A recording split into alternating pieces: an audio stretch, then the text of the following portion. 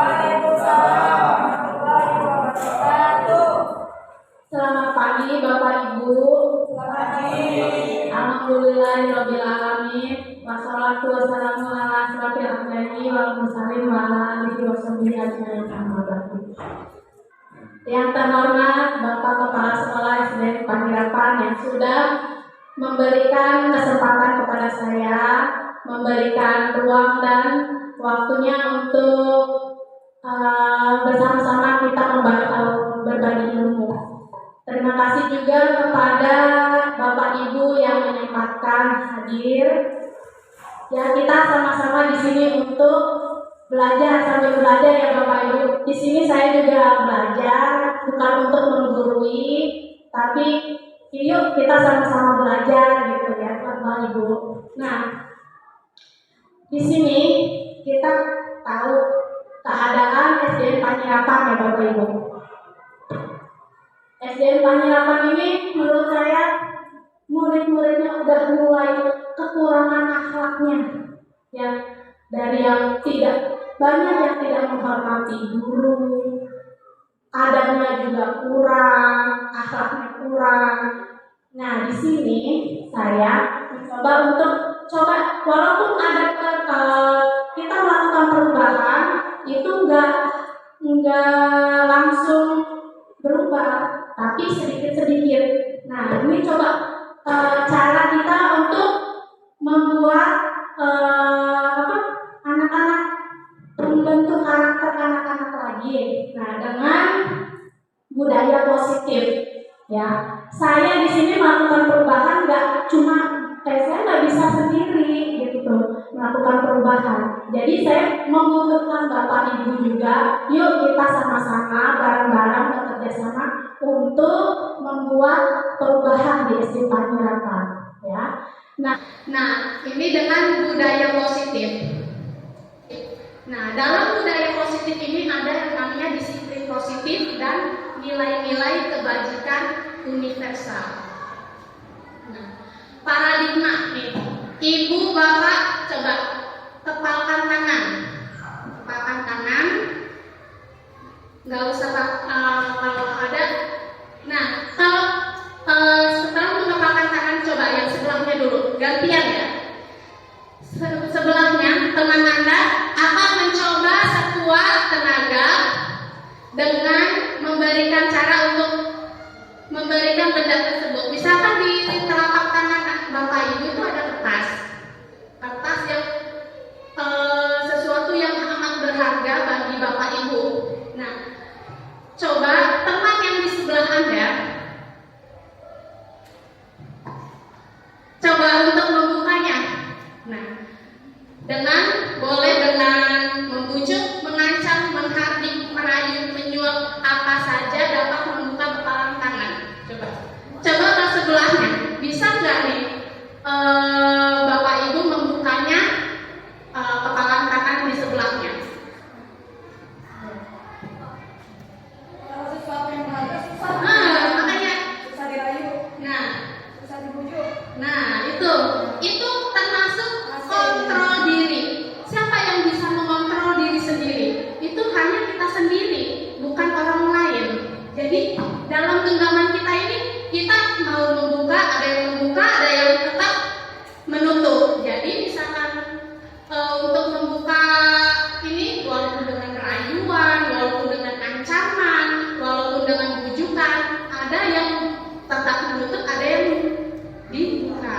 Itu sesuai dengan keinginan kita, bukan orang lain. Kita mau membuka silakan, kita mau tetap menutup juga silakan. Itu adalah kontrol diri. Kita yang menguasai diri sendiri, bukan orang lain. Walaupun orang lain membujuk, kalau diri sendiri tidak ingin membuka, ya tidak akan terbuka. Ya. Nah, kita akan merubah dulu paradigma teori yang tadinya ilusi, respon menjadi teori kontrol nih. Ilusi yang selama ini itu ilusi guru itu bisa mengontrol murid. Ya, selama ini kita harus mengontrol murid kan. Kedua, ilusi bahwa kritik dan membuat orang merasa bersalah dapat menguatkan karakter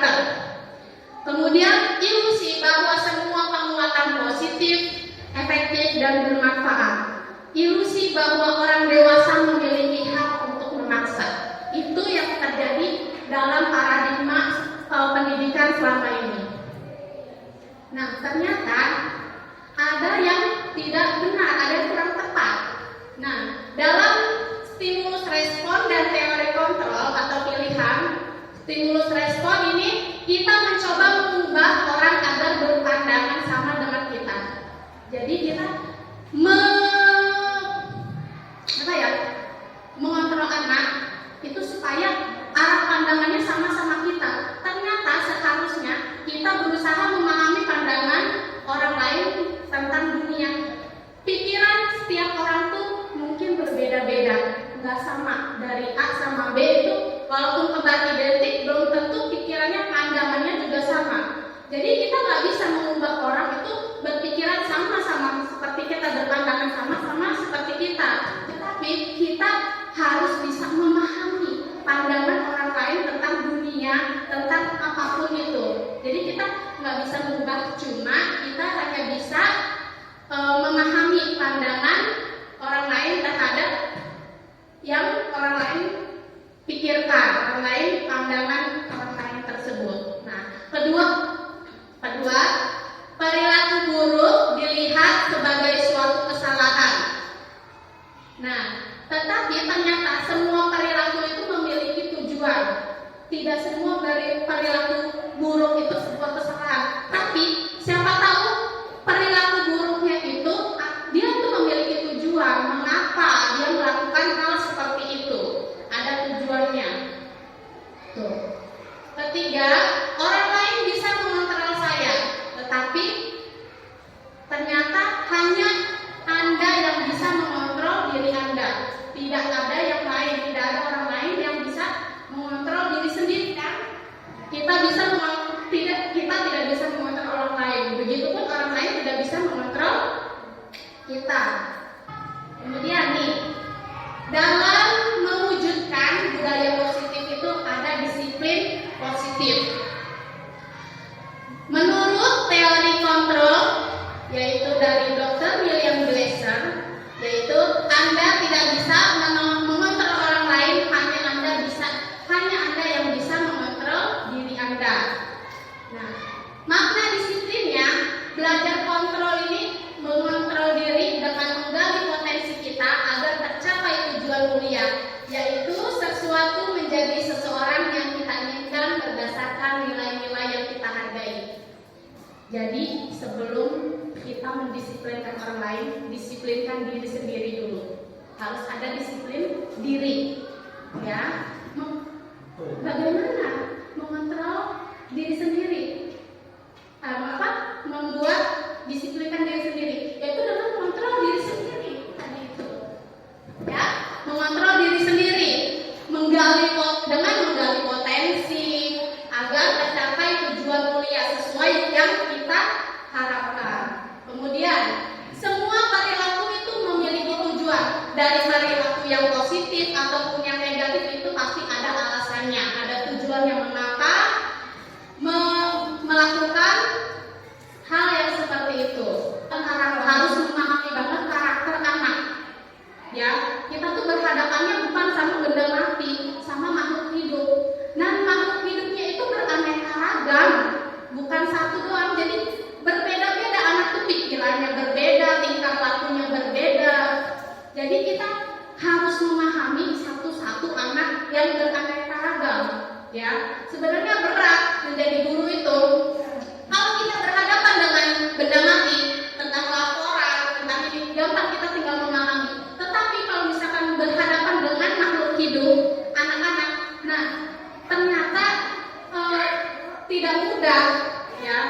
Nah, saya juga baru tahu Bapak Ibu, ternyata mengajar dengan mendidik itu dua hal yang berbeda, ya. Dua hal yang berbeda, mengajar dan mendidik. Mengajar, semua orang bisa mengajar. Mengajar itu cuma mentransfer ilmu kepada murid, membagikan ilmu yang kita punya. Tetapi mendidik itu menumbuhkan karakter anak. Jadi apalagi guru SD dari bawah. Jadi kita menciptakan fondasinya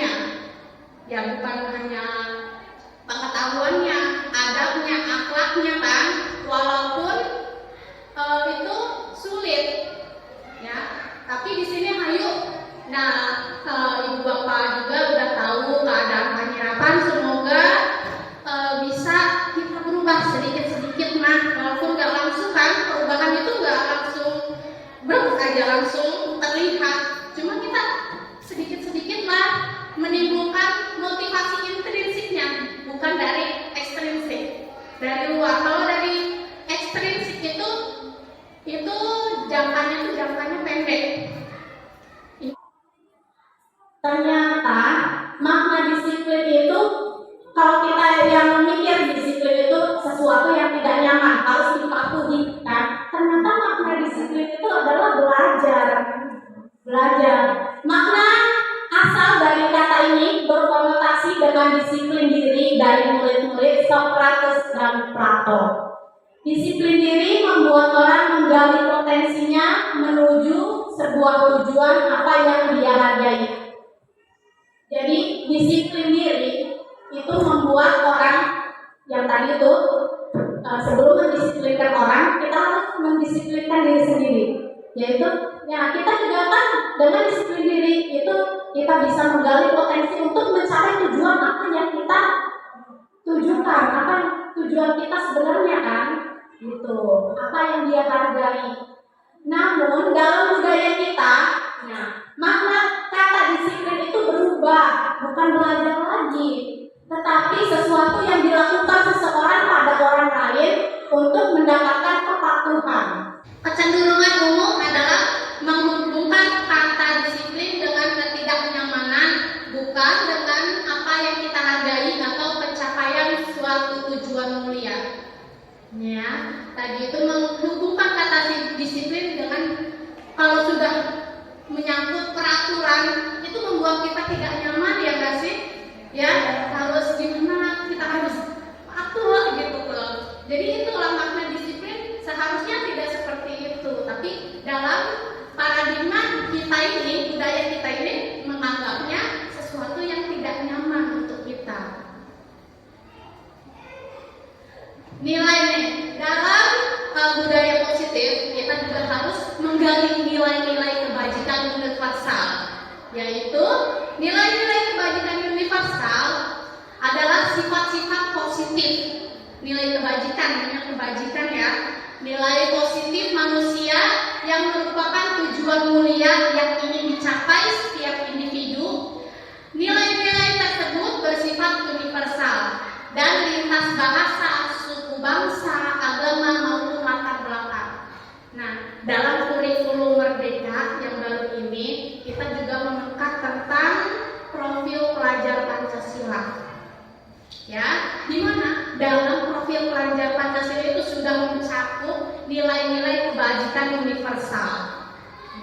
Jadi dalam nilai-nilai kebajikan universal ini, setiap perilaku atau perbuatan memiliki suatu tujuan. Itu menurut Dr. William Glasser pada teori kontrol. Kemudian dengan mengaitkan nilai-nilai kebajikan yang diyakini seseorang, maka motivasi intrinsiknya akan terbangun, sehingga menggerakkan motivasi dari dalam untuk dapat mencapai tujuan mulia yang diinginkan. Tadi kita harus membangun nilai-nilai kebajikan ini dari dalam diri siswanya, bukan dari luar, dari dalamnya, menemukan kesadaran dirinya untuk berubah, untuk menanamkan nilai-nilai kebajikan. Jadi kalau misalkan udah ada motivasi intrinsik itu, sehingga akan terbangun dengan perlahan, anak akan menyadari sendiri, gitu. Nilai-nilai kebajikan yang ingin dicapai oleh setiap anak Indonesia kita kenal dengan profil pelajar Pancasila. Tadi ya, dalam profil pelajar Pancasila ini beriman, bertakwa kepada Tuhan Yang Maha Esa dan berakhlak mulia. Ya. Kemudian teori motivasi, hukuman dan penghargaan restitusi. Ada teori motivasi perilaku manusia. Nih, untuk menghindari ketidaknyamanan atau hukuman, apa yang akan terjadi bila saya tidak melakukannya? Nah, jadi motivasi itu ada tiga ya. Ada dua, ada eksternal dan internal. Ya, kalau eksternal itu yang pertama untuk menghindari ketidaknyamanan atau hukuman. Jadi dia melakukan hal tersebut hanya karena nggak ingin dihukum, hanya karena nggak ingin melakukan sesuatu yang dia tidak inginkan gitu. Ya, itu motivasi eksternal. Ada juga untuk mendapatkan imbalan dari orang lain atau institusi. Ya, jadi anak-anak melakukan hal tersebut, melakukan ngambilin sampah atau apa itu hanya untuk mendapatkan imbalan. Ayo, yang bisa maju ibu kasih hadiah. Jadi mereka maju melakukan hal baik cuma untuk mendapatkan hadiah. Tetapi kalau motivasi internal itu untuk menghargai diri sendiri. Jadi saya akan menjadi orang yang seperti apabila saya melakukannya. Jadi oh iya, saya harus melakukan ini biar saya menjadi baik. Jadi menyadarkan diri sendiri akan pentingnya nilainya, bukan untuk karena hukuman, bukan untuk hadiahnya atau imbalan. Itu motivasinya ada eksternal dan internal. Merdeka menurut Ki Hajar Dewantara yaitu merdeka itu artinya tidak hanya terlepas dari perintah, akan tetapi juga dapat memerintah diri sendiri. Jadi bukan hanya merdeka menurut Ki Hajar Dewantara itu bukan hanya terlepas dari perintah. Jadi nggak usah diperintah-perintah lagi, tetapi kita bisa memerintah diri sendiri. Ya, yang tadi itu menguasai diri sendiri, mengontrol diri sendiri. Kita bisa melakukan apa, itu hanya karena kita merdeka kita bisa melakukan apapun dan tidak diperintah. Gitu. Dihukum oleh penghargaan. Nih, ternyata penghargaan juga bisa menghukum. Ya, bisa sebagai hukuman penghargaan itu. Bahwa penghargaan berlaku sama dengan hukuman dalam arti meminta atau membujuk seseorang melakukan sesuatu untuk memenuhi suatu tujuan tertentu dari orang yang meminta atau membujuk. Dorongan eksternal dan akan ada faktor ketergantungan. Nah, ini beberapa penghargaan, dampak dari penghargaan. Ya. Bentuk program kebajikan, apresiasi. Nah, dalam memberikan apresiasi, pengakuan perlu diingat beberapa hal. Kita juga selain memberikan imbalan itu ada apresiasi ya. Beri pengakuan secara khusus, beri pengakuan secara pribadi, beri pengakuan kepada semua murid bergantian, beri pengakuan secara konsisten dan fokus kepada proses. Ya. Nih, coba nih, ada perbedaan. Ternyata hukuman dan konsekuensi itu berbeda. Dulu saya menganggapnya konsekuensi dan hukuman itu tidak berbeda. Ya, hukuman, konsekuensi ternyata berbeda. Ya, nih, mau nanya nih, mencatat 100 kali di dalam buku kalimat, saya tidak akan terlambat lagi karena terlambat ke sekolah. Ini ada anak-anak yang disuruh mencatat 100 kali di dalam buku, yaitu kalimatnya, saya tidak akan terlambat lagi karena terlambat sekolah. Itu hukuman atau konsekuensi? Hukuman. Nah, yang kedua, lari mengelilingi lapangan basket 2 kali karena terlambat hadir sekolah. Menyuruh siswa lari mengelilingi lapangan basket 2 kali karena terlambat hadir di sekolah. Itu konsekuensi atau hukuman? Hukuman. Murid diminta untuk push up 15 kali karena tidak menggunakan masker di sekolah. Hukuman atau konsekuensi?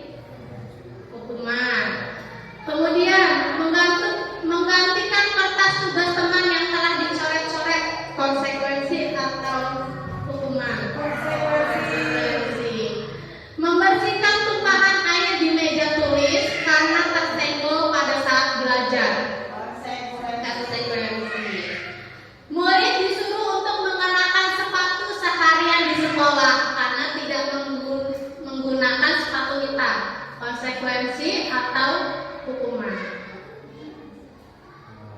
Hah? Hukuman. Kata Bunjun hukuman. Lari mengelilingi lapangan basket 2 kali karena terlambat 10 menit untuk pelajaran PJOK. Hukuman. Kita lihat ya. Ternyata tadi benar. Disuruh kan, hukuman itu menyuruh anak tidak karena terlambat, jadi disuruh untuk menulis di buku dengan kalimat saya tidak terlambat tadi, itu termasuk hukuman. Lari mengelilingi lapangan basket juga termasuk hukuman. Meminta push up 15 kali karena tidak memakai masker itu juga termasuk hukuman. Menggantikan kertas tugas teman yang telah dicoret-coret itu konsekuensi, benar. Membersihkan tumpahan di meja tulis karena tersenggol pada saat belajar itu konsekuensi. Murid disuruh untuk mengenakan sepatu seharian di sekolah itu hukuman, benar. Tapi yang terakhir tadi karena ini pelajarannya PJOK jadi menjadi sebuah konsekuensi. Lari mengelilingi tapi pada saat pelajaran PJOK kan. Jadi konsekuensinya adalah pelajaran PJOK. Kalau misalkan tidak dalam pelajaran PJOK, dia terlambat ke sekolah, disuruh lari baru itu disebut hukuman. Nah, nih perbedaan hukuman dan konsekuensi yaitu hukuman sesuatu yang menyakitkan harus terjadi. Ya, anak disuruh lari, anak disuruh mencatat. Itu termasuk satu hal yang menyakitkan mungkin ya, kita tidak tahu anak itu merasa gimana saat dihukum.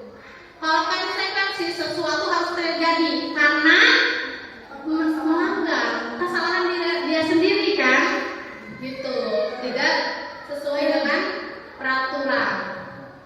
Membuat anak sakit fisik maupun hati untuk jangka waktu yang lama. Ternyata hukuman itu bisa menyakiti hati anak. Bisa fisik juga, fisik mungkin dengan lari-lari itu kan fisik ya, capek ya. Hati anak.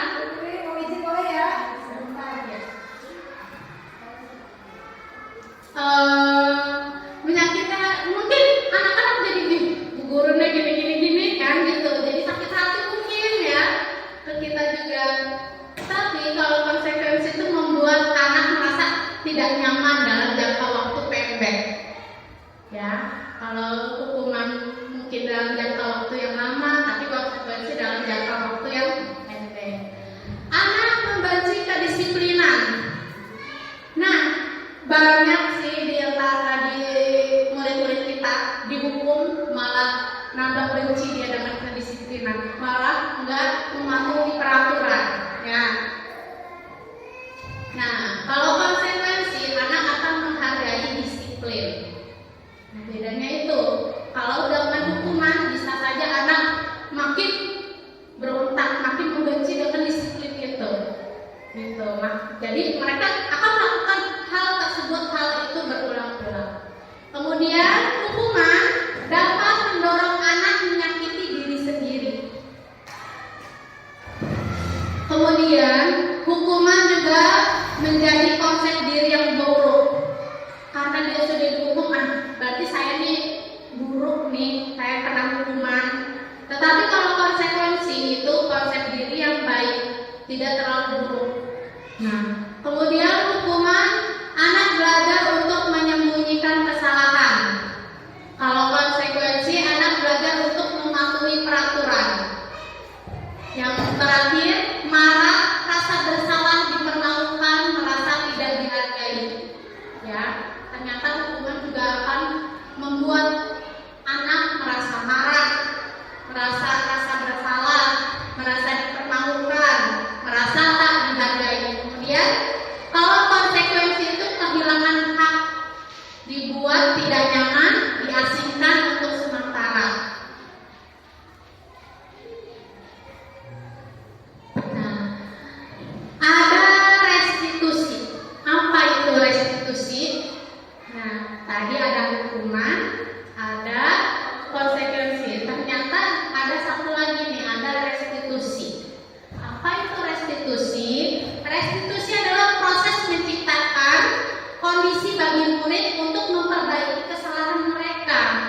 sehingga mereka bisa kembali pada kelompok mereka dengan karakter yang lebih kuat.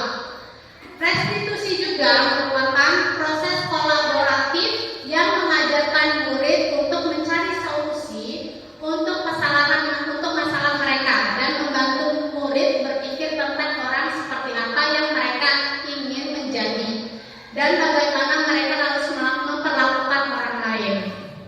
Jadi restitusi itu menurut dosen itu adalah menciptakan kondisi bagi murid untuk memperbaiki kesalahan. Jadi tidak dengan hukuman, tetapi dengan restitusi ini murid akan memperbaiki kesalahan mereka. Jadi bisa kembali ke kelompoknya itu dengan karakter yang lebih kuat. Jadi tidak dengan hukuman. Jadi dengan apa? Dengan mencari solusi untuk masalahnya. Ya. Jadi anak-anak itu ada masalah, itu ada pertanyaan-pertanyaan. Tidak langsung menjudge kamu salah, kamu harus ini, kamu lari 10 keliling, kamu harus ini, gitu. Jadi anak itu diajak berdiskusi, berkolaborasi tentang masalah apa mereka, mengapa melakukan hal seperti itu. Jadi ditanyain, gitu. Tidak langsung menghukum, gitu. Mencari solusinya yang terbaik dari permasalahan mereka. Ini identitas gagal dari hukuman dan disiplin antara konsekuensi dan restitusi. Nah, kalau hukuman sesuatu yang menyakitkan harus terjadi, tadi bisa menyakitkan hati, bisa menyakitkan fisik. Ya. Kalau konsekuensi itu sesuatu yang harus terjadi. Konsekuensi, kalau kalian sengaja mencoret-coret, kalian harus menggantinya, kan? Gitu. Jadi harus terjadi. Kalau restitusi itu merupakan pilihan. Masalahnya apa? Murid diminta untuk memilih hal pemecahan masalah dari masalah mereka.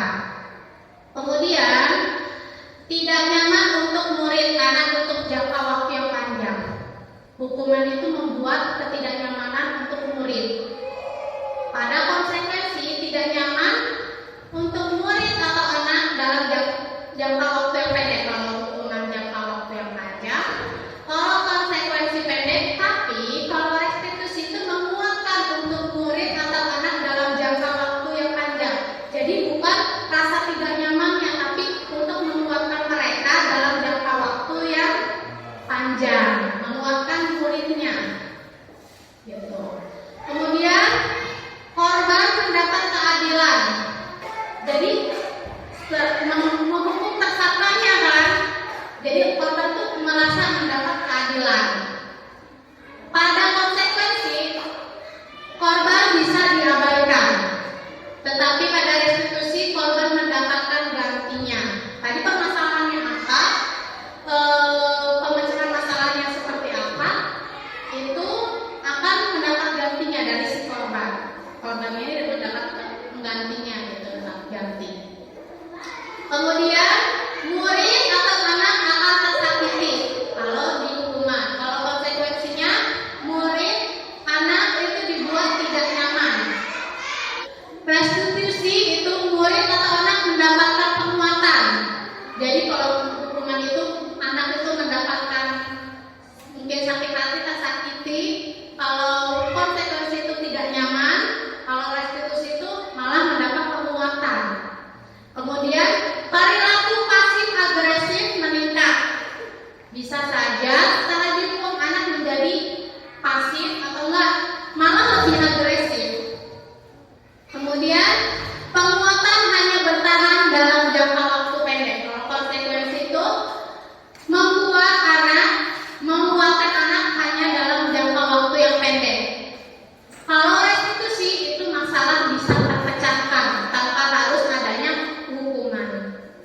Kemudian sistem tidak akan berjalan bila murid tidak takut. Dalam konsekuensi memerlukan monitoring dan supervisi terus-menerus dari guru. Sedangkan pada restitusi murid belajar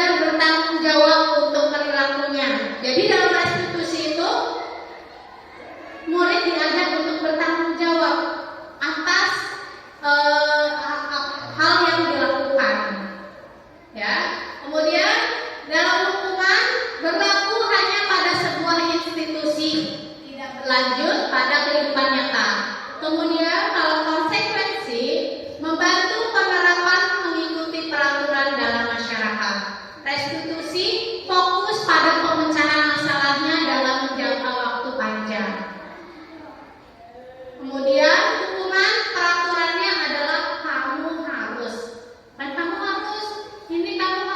lari 10 kali gitu kan. Kalau misalkan konsekuensi itu apa peraturannya? Harus ada konsekuensinya. Tadi menyumbangkan air, konsekuensinya harus ngepel gitu. Kalau pada restitusi, apa yang kamu yakini? Perbuatan kamu itu salah apa enggak? Kamu bisa nggak memperbaiki masalah ini? Itu yang ditanyakan pada restitusi. Kemudian anak dapat saja membenci peraturan tersebut. Tadi setelah dihukum malah dapat lebih membenci peraturan yang dibuat. Tapi kalau konsekuensi itu anak dapat menghormatinya. Dan restitusi menghormati dirinya dan orang lain, tidak hanya peraturan. Jadi kalau misalkan sudah menghormati dirinya dan orang lain, dia bisa menaati peraturan dengan sendirinya, karena timbul motivasi intrinsik tadi.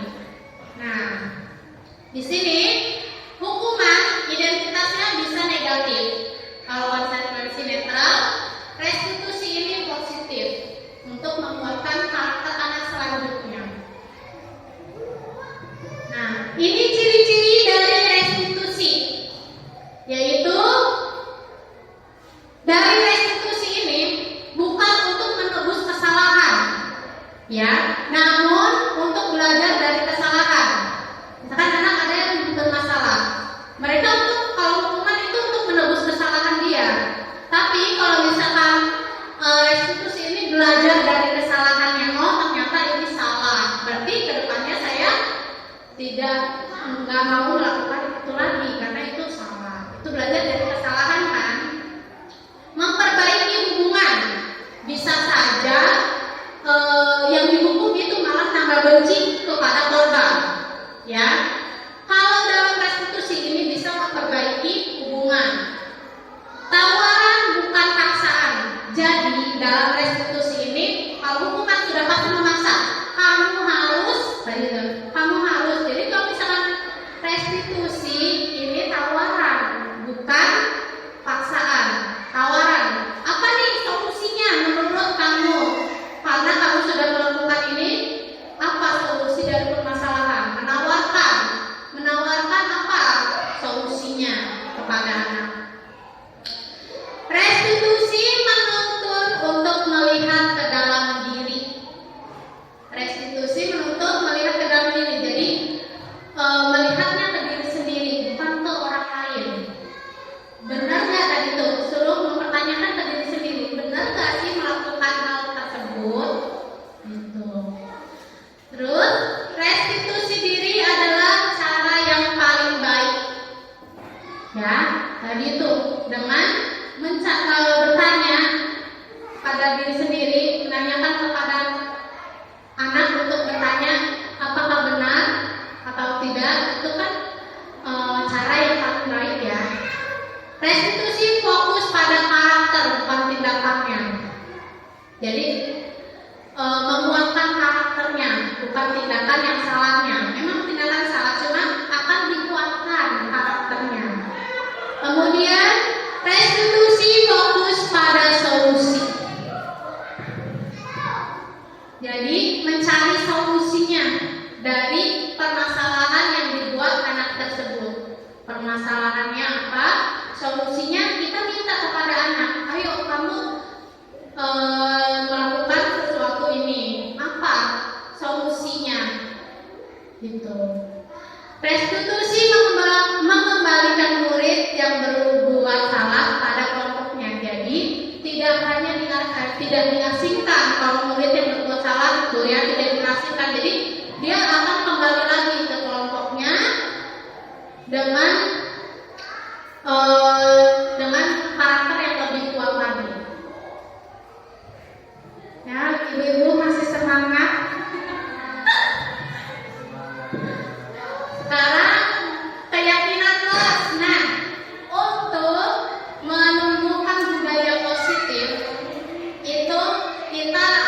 bisa dari ruang lingkup terkecil dulu nih, Bapak Ibu, dari kelas.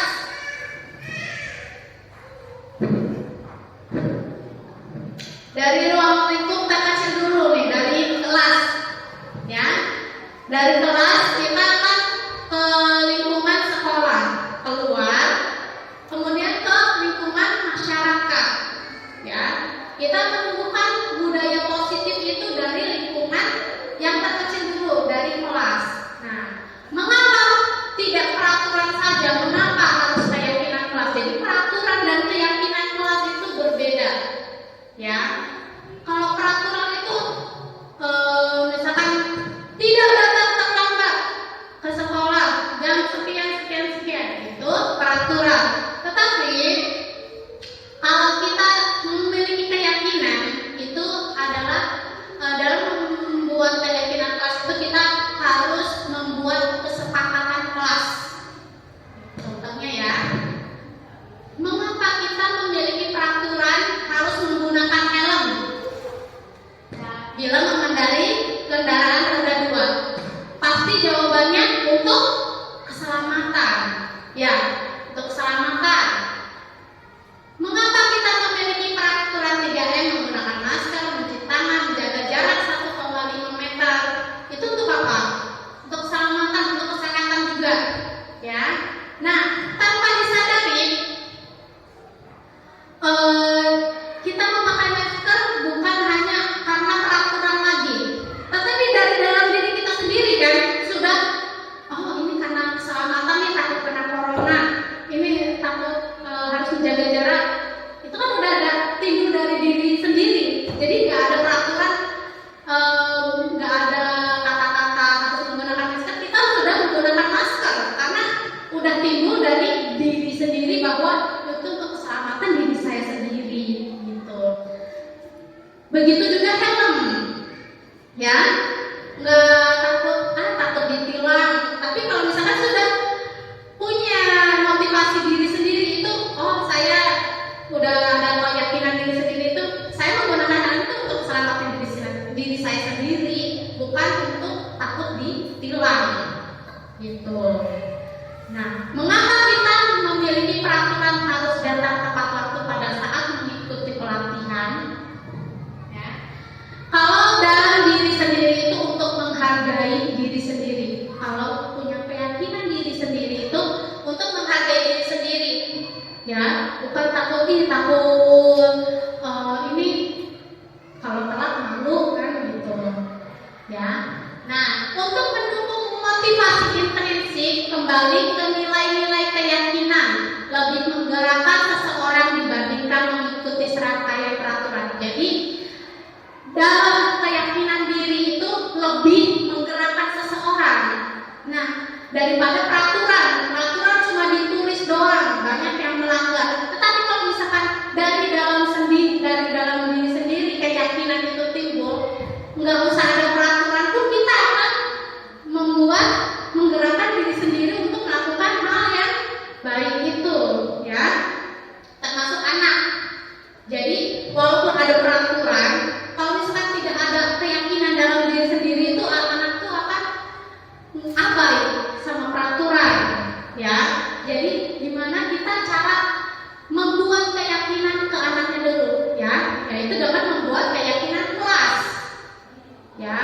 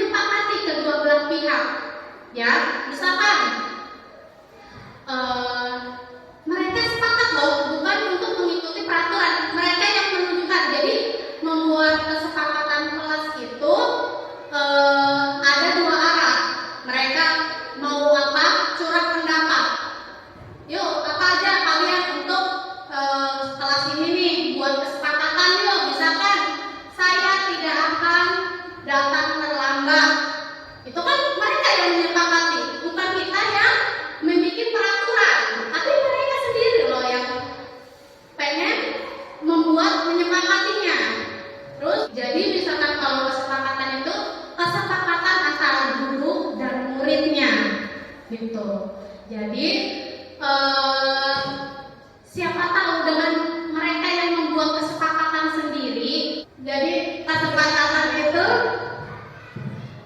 karena mereka sendiri yang membuatnya, ya, menyepakatinya dia sendiri. Kalau misalkan peraturan guru doang yang bikin, kalau kesepakatan kan mereka. Jadi siapa tahu dengan kesepakatan mereka yang mereka buat juga, itu mereka akan timbul sendiri. Oh iya, saya sudah sepakat tidak buang sampah sembarangan, gitu. Nah, dengan dari kesepakatan kelas ini kita bisa membuat keyakinan kelas. Kemudian menjadikan lingkungan positif di sekolah. Dari kelas saja sudah membuat keyakinan kelas yang positif, ya, membuat lingkungan positif di kelas. Nah, mereka juga nantinya akan berlanjut ke lingkungan positif, gitu. Nah, jadi akan membuat budaya positif. Nih, kesepakatan kelasnya. Contoh kesepakatan kelas. Nih, ini kesepakatan kami, guru dan murid yang menyayangi. Kan?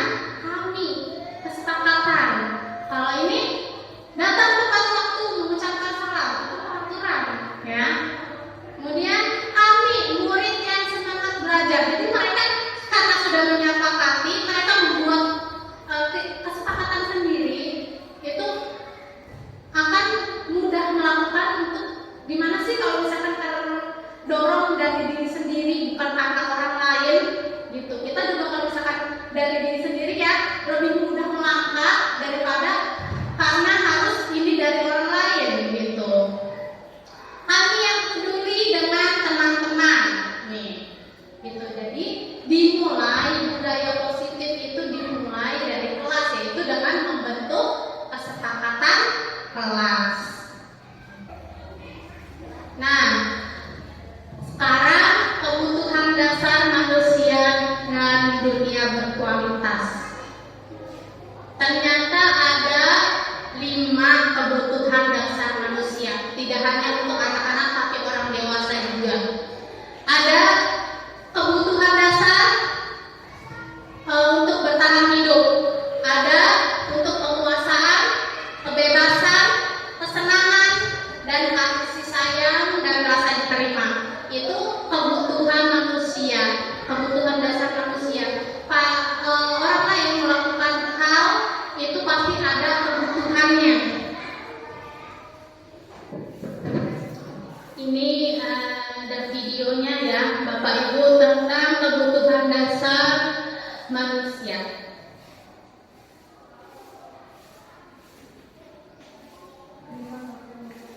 Apa itu?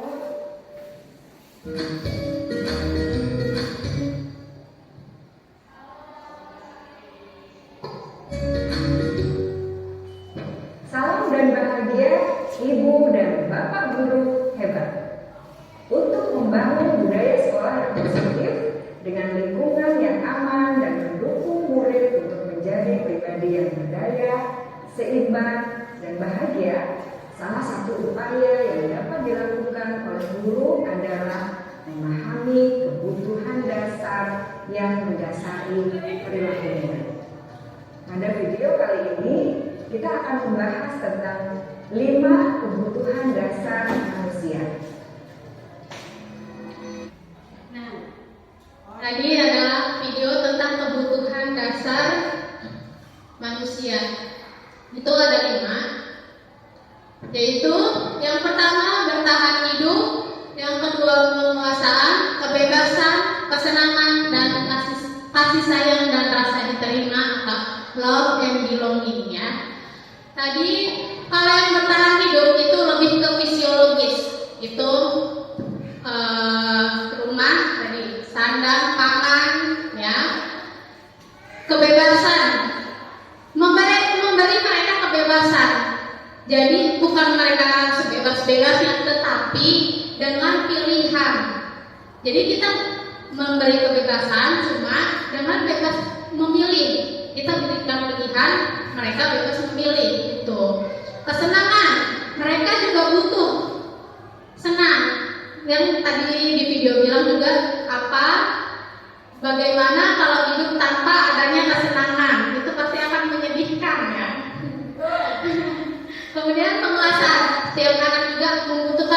dia merasa akan diakui untuk menjadi seorang pemimpin. Banyak kan untuk saya mau jadi ketua kelas, gitu. Saya mau menjadi pemimpin upacara, gitu. Kemudian ada kasih sayang yang diterima. Mereka juga butuh itu. Jadi setiap tindakan yang mereka lakukan, misalkan tindakan buruk, perilaku buruk, pasti ada kebutuhan dasar yang mungkin belum ada dipenuhi, ada yang dipenuhi, ya. Contohnya misalkan dia tuh selalu mengganggu temannya, itu kita harus cari tahu mengapa anak itu selalu mengganggu temannya, kebutuhan apa yang belum dipenuhi, apakah cuma untuk kesenangan aja dia seneng loh ganggu temannya, jadi alihkan kesenangannya itu. Kalau sudah tahu misalkan kebutuhan dia hanya untuk kesenangan mengganggu temannya, jadi dialihkan kesenangannya dengan yang lain gitu. Atau enggak dia mengganggu temannya karena untuk atau enggak dia mencari perhatian sama gurunya, kan dia membutuhkan kasih sayang, mungkin di rumah dia kurang diperhatikan, jadi dia mencari perhatian di sekolah gitu. Jadi kita harus tahu yaitu murid SD itu ya, sebagai guru SD kita juga harus memahami anak mengapa berperilaku seperti itu. Jadi kita bisa mencari pemecahan masalahnya gitu. Jadi kalau kita selama ini kan anak berbuat seperti itu ya udah salah gitu, udah salah kita berikan hukuman gitu. Tetapi kita sebenarnya harus memahami dulu nih anak nih gitu, apa kebutuhan dasarnya yang belum dipenuhi. Tidak hanya anak-anak, dewasa juga mempunyai kebutuhan dasarnya, karena ini kebutuhan dasar manusia. Tidak hanya anak-anak, tapi orang dewasa juga. Kita juga butuh bertahan hidup, kebebasan, penguasaan, kesenangan, dan kita juga membutuhkan kasih sayang dan rasa diterima. Apa jadinya kalau kita juga misalkan di sekolah ini nih, kita merasa nggak diterima, gitu kan, dimusuhin sama guru-guru lain, kan nggak enak ya. Tidak nyaman. Jadi itulah kebutuhan dasar manusia. Nah, kita juga harus mengetahui kebutuhan dasar manusia apa yang belum dipenuhi dari murid-murid kita. Gitu. Sekarang kelima, posisi kontrol. Ada 5 posisi kontrol, yaitu sebagai penghukum, pembuat orang merasa bersalah, menjadi teman, pemantau, atau manajer. Nih, sebagai guru nih ada 5 posisi kontrol di kita. Nah, penghukum yaitu guru yang menghukum, apapun alasannya tetap dihukum. Itu jadi posisinya itu penghukum, yaitu dengan guru berbuat nih, menghardik, menunjuk-nunjuk, nyakiti, kamu ini ya sudah terlambat, kamu ini males ya, gitu. Itu penghukum, ya, menghardik lah, mengeluarkan ini, menyindir, gitu.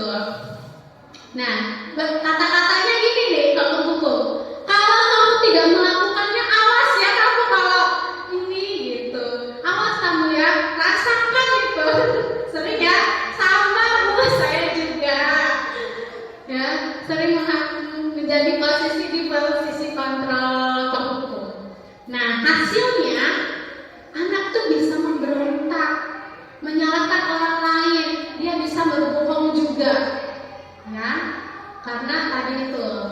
Kemudian kaitannya dengan dunia berkualitas, murid meletakkan guru di luar dunia jadi dunia dia tuh yang baik-baik.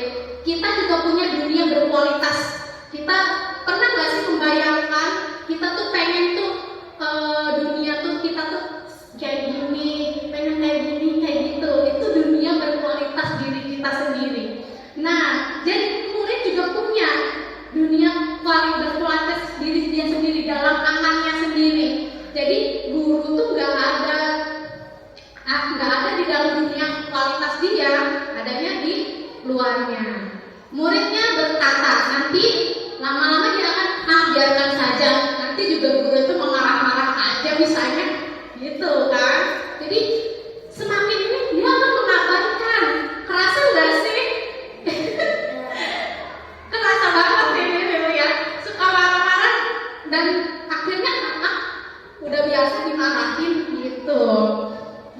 Terus dampaknya itu murid akan mengulangi kesalahan lagi, mengulangi lagi gitu. Nah, posisi yang kedua itu membuat orang merasa bersalah. Guru itu berceramah mengatakan seharusnya Salam bahagia ibu dan bapak guru hebat. Dalam penerapan disiplin positif restitusi, salah satu program yang dikembangkan adalah 5 posisi kontrol. 5 posisi kontrol dalam restitusi adalah proses perjalanan seorang pendidik agar dapat mengenali dirinya. Pada video kali ini, kita akan membahas tentang 5 posisi kontrol yang dikembangkan oleh Diane Gosser dan contoh penerapannya. Ibu dan bapak guru hebat, setelah mengamati adegan kelima posisi kontrol tadi, kira-kira posisi mana yang paling ideal? Posisi mana yang dapat menunjang motivasi intrinsik murid? Ya, tentu posisi manajer. Posisi ini memang posisi ideal yang ingin dituju setiap pendidik. Pada posisi inilah, guru dapat menerapkan disiplin positif yang berpihak pada murid, yang memerdekakan murid. Perjalanan seorang pendidik tentunya tidak mudah untuk sampai pada posisi seorang manajer. Namun, tujuan kita pasti, yaitu menciptakan murid-murid yang mandiri, merdeka, dan bertanggung jawab. Semoga penggambaran 5 posisi kontrol yang telah diperlihatkan ini dapat menjadi ajang refleksi bagi kita semua.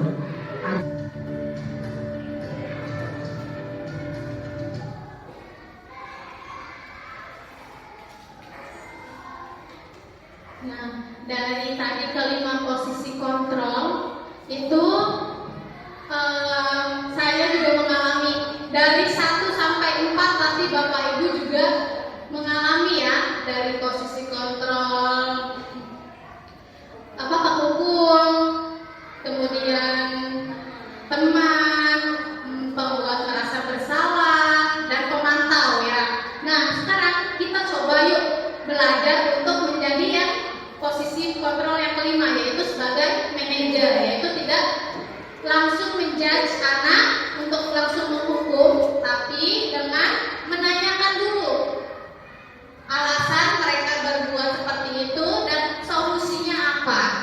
Jadi siapa tahu dari situ menimbulkan motivasi intrinsiknya dari dalamnya untuk bisa kesalahan apa yang mereka lakukan dan cara menyelesaikan, memperbaiki masalahnya gitu. Nah, dari pertanyaan-pertanyaan ini saya kecewa sekali dengan kamu. Itu pembuat merasa bersalah. Ya, kamu tidak pernah benar melakukannya. Itu posisi sebagai penghukum. Ayolah, lakukan demi ibu. Itu posisi sebagai teman. Apakah kamu mau mendapatkan stiker bintang hari ini? Itu sebagai pemantau. Bagaimana kamu bisa menyelesaikan masalah ini? Manajer. Kamu selalu yang paling terakhir, penghukum. Ya, coba yuk Bapak Ibu sedikit-sedikit kita terapkan posisi manajer ini. Kan sudah nih yang 1 sampai 4 sudah merasakan ya, bahkan sering. Nah, sekarang coba yuk yang keempat, siapa tahu aja ada perubahan. Ya, karena posisi kontrol manajer itu posisi yang paling ideal untuk pendidik. Ini peraturan pemantau ini ada konsekuensi dan hadiah. Nilai-nilainya ada di manajer untuk memperbaikinya. Nah, sekarang yang terakhir ada segitiga restitusi. Ya, dari awal kita mencoba memahami anak, ya, dari kebutuhan dasarnya, kemudian posisi kontrol apa yang harus kita lakukan gitu, kita ambil gitu. Nah, sekarang ada segitiga restitusi. Apa sih segitiga restitusi itu? Ada 3 sisi. Yang sisi-sisinya itu ada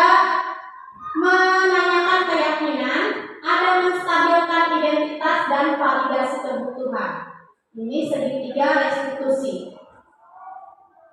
Nah, guru berkata, berbuat salah itu hal yang manusiawi. Tidak ada manusia yang sempurna. Bapak Ibu juga berbuat salah. Ini pas segitiga restitusi yang dikatakan oleh guru ya. Pada saat murid bermasalah, yaitu berbuat salah itu hal yang manusiawi. Tidak ada manusia yang sempurna. Bapak Ibu juga berbuat salah. Kita pasti bisa menyelesaikan masalah ini. Bapak Ibu tidak tertarik untuk mencari tahu siapa yang benar, siapa yang salah. Bapak Ibu lebih tertarik untuk menyelesaikan masalah. Kalau menyalahkan diri sendiri terus, apakah kamu bersikap baik pada diri sendiri? Ini adalah guru yang katakan guru menstabilkan identitas. Ada masalahnya. Kemudian guru bertanya, alasannya itu. Nah, guru bisa berkata bahwa salah itu hal yang manusiawi. Jadi tidak kamu ini salah, enggak gitu. Tapi distabilkan dulu identitasnya dengan berbuat salah itu hal yang manusiawi. Tidak ada manusia yang sempurna, gitu kan? Atau enggak? Ibu bapak juga pernah berbuat salah. Kita pasti bisa menyelesaikan permasalahan ini. Jadi anak itu tidak harus langsung disalahkan di itu ya. Jadi distabilkan dulu identitasnya ya dengan kata-kata ini seperti ini ya. Kemudian validasi kebutuhan, yaitu guru bisa berkata, kamu bisa saja kan melakukan hal yang lebih buruk, tapi kamu tidak melakukannya kan? Atau kamu pasti punya alasan mengapa melakukannya. Jadi tidak harus ini. Jadi dalam segitiga restitusi itu ada percakapan, ada dialognya, ada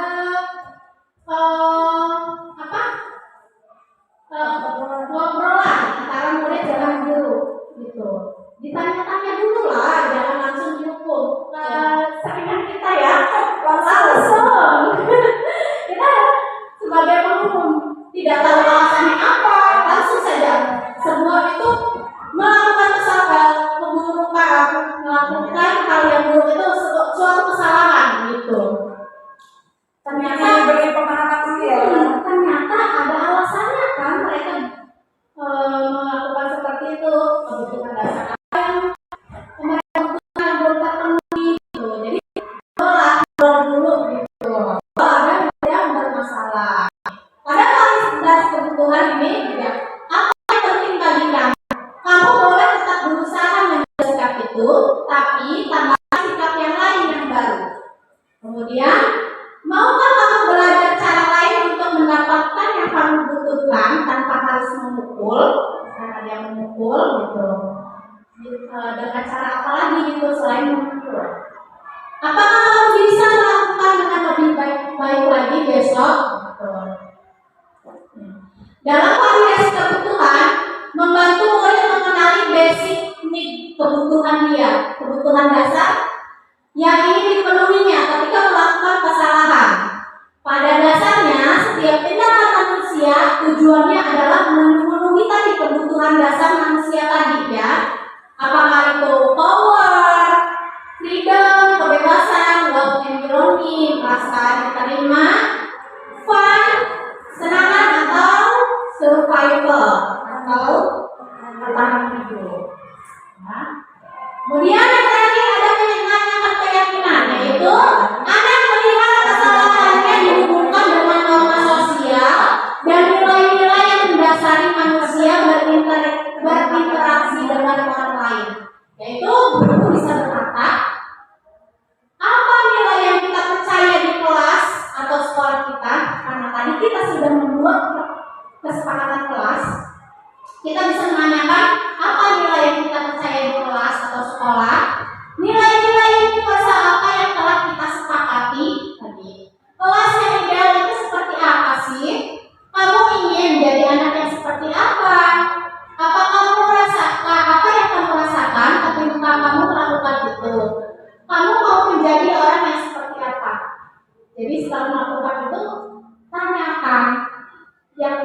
menanyakan keyakinan dia, nilai apa yang sudah mereka langgar dalam melakukan hal yang tidak baik tersebut.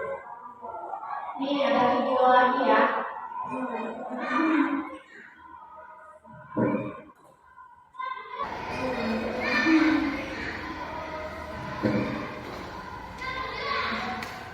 Tentang segitiga restitusi.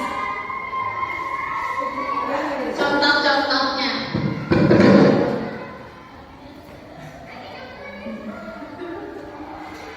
Minum dulu ya, Bu ya. Boleh sambil diminum, sambil dimakan. Salam dan bahagia Ibu dan Bapak Guru hebat. Pada video kali ini kita akan membahas tentang salah satu program disiplin positif yang diterapkan di lingkungan sekolah yang dikenal dengan nama restitusi.